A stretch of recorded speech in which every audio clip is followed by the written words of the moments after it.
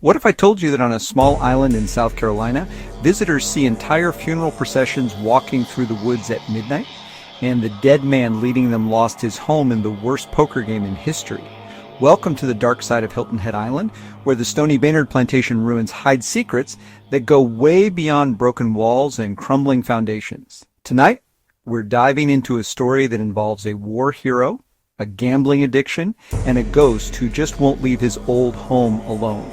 Trust me, by the end of this video, you'll never look at Spanish moss the same way again. Picture this, it's 1793, and Captain Jack Stoney, fresh from fighting in the Revolutionary War, decides to build his dream home on 6 acres of prime South Carolina coastline. But here's the thing about Captain Jack.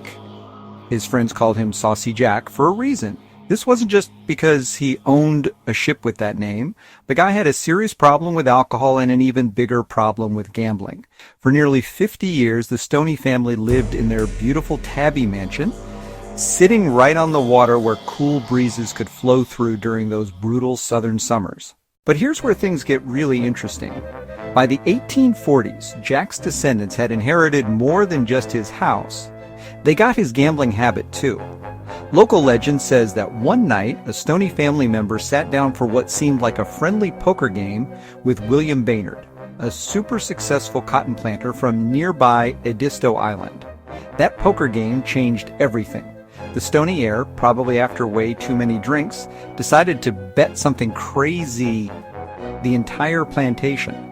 We're talking about 1,000 acres of prime real estate, the mansion, the slave quarters, everything. And guess what? He lost it all in a single hand. William Baynard suddenly owned one of the most beautiful plantations on Hilton Head Island.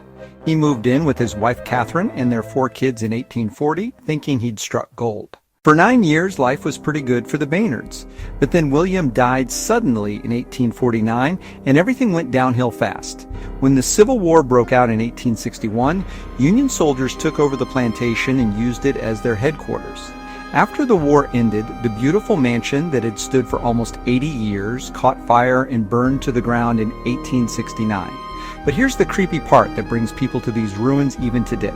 William Baynard apparently never got over losing his dream home and dying so young. Visitors report seeing his ghost wandering the ruins after dark, still wearing his black funeral clothes. Some people have even seen his entire funeral procession, horses, carriage, mourners and all, walking through the Spanish moss-draped oak trees. The Stoney Baynard ruins stand today as crumbling tabby walls, but locals say that on quiet nights you can still feel someone watching you from the shadows. Whether you believe in ghosts or not, there's something undeniably eerie about walking through these ruins where so much history happened. Hit that subscribe button to explore more haunted places across America.